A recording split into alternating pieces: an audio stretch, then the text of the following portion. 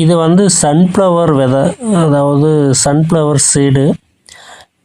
இது மாதிரி நிறைய சீடெலாம் வந்து நான் வாங்கியிருக்கேன். இது எதுக்குன்னு பார்க்கலாம் வாங்க. இது வந்து பாதாம், அதாவது இதை வந்து ப்ரிசர்வேட்டிவ் பண்ணாமல் அப்படியே உடைச்சி எடுத்தது, அதாவது சால்ட்டு போடாமல். இது வந்து வால்நட்டு, அதாவது இந்த பிரெயின் டியூபர் காய்ச்சல்லாம் வந்தால் உடனே இறந்துருவாங்க இல்லையா, ஸோ அதை வந்து க்யூர் பண்ணக்கூடிய இந்த வால்நட்ஸ். இதெல்லாம் வந்து பார்த்திங்கன்னா கேஜே 5000 சம்திங் வரும். இது வந்து அதிமதுரம். இது வந்து இந்த தொண்டை கரகரப்பு, கோல்டுக்கு அதுக்கெல்லாம் ரொம்ப இம்பார்ட்டன்ட். நல்லா வாசனையாக இருக்கும் கம்ம கம்மன்னு. இது வந்து பார்த்திங்கன்னா ட்ரை ஃப்ரூட்ஸ், டேட்ஸு, காய் வச்சது. இது வந்து இரும்பு சத்து, பாஸ்பரஸ், பொட்டாசியம், அமினோ எல்லாமே இதில் இருக்குது. இது வந்து பாதாம், ஓகேங்களா. இதை வந்து நாம் ஊற வச்சு தோல் நீக்கி எடுத்துக்கணும். அடுத்தது பார்த்திங்கன்னா வால் மிளகு. மிளகு பார்த்துருப்பீங்க. இது வந்து வால் மிளகுன்னா வாலாக இருக்கும், கூசா அந்த காம்பு.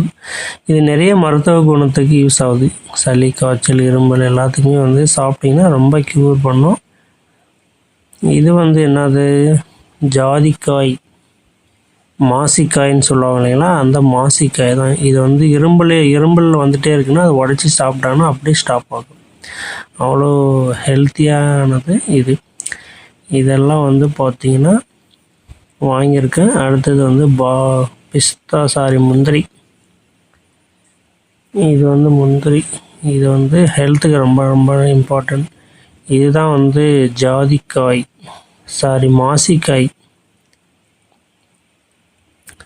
இதுவும் இரும்பலுக்கு தான் ரொம்ப இம்பார்ட்டன்ட். இது வந்து பார்த்திங்கன்னா அதிமதுரம்.